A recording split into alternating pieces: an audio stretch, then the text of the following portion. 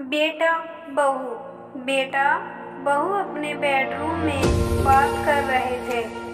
द्वार खुला होने के कारण उनकी आवाजें बाहर कमरे में बैठी सासू माँ को भी सुनाई पड़ रही थी। बेटा, अपनी जॉब के कारण हम माँ का ध्यान नहीं रख पाएंगे। उनकी देखभाल कौन करेगा? क्यों ना उन्हें वृद्धा आश्रम में दाखिल करा दे। वहाँ उनकी देखभाल भी होगी और हम भी कभी कभी उनसे मिलते रहेंगे। बेटे की बात पर बहू ने जो कहा उसे सुनकर माँ की आंखों में आंसू आ गए। बहू, पैसे कमाने के लिए तो पूरी जिंदगी पड़ी है, लेकिन माँ का आशीष जितना भी मिले वो कम है। उनके लिए पैसों से ज्यादा हमारा संसार जरूरी है।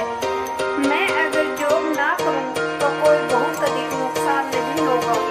मैं माँ के साथ रहूँगी, घर पर ट्यूशन पढ़ाऊँगी, इससे माँ की देखभाल भी कर पाऊँगी। याद करो, तुम्हारे बचपन में ही तुम्हारे पिता नहीं रहे और घरेलू काम धंधा करके तुम्हारी माँ ने तुम्हारा पालन पोषण किया है, तुम्हें पढ़ाया लिखाया, काबिल बनाया। तब उन्होंने कभी भी पड़ोसी के पास तक नहीं छोड़ा, कारण तुम्हारी देखभाल कोई दूसरा अच्छी नहीं।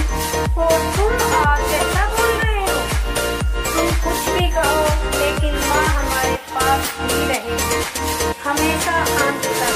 बहू की उपरोक्त बातें सुनकर माँ रोने लगती है और रोती हुई पूजा घर में पहुंचती है और ईश्वर के सामने खड़े होकर उनका आभार मांगती है और उनसे कहती है हे भगवान, तुमने मुझे बेटी नहीं दी, इस वजह से कितनी ही बार मैं तुम्हें भला बुरा कहती रहती थी, लेकिन ऐसी भाग्य लक्ष्मी देने के लिए तुम्हारा आभार मैं किस तरह मानूं।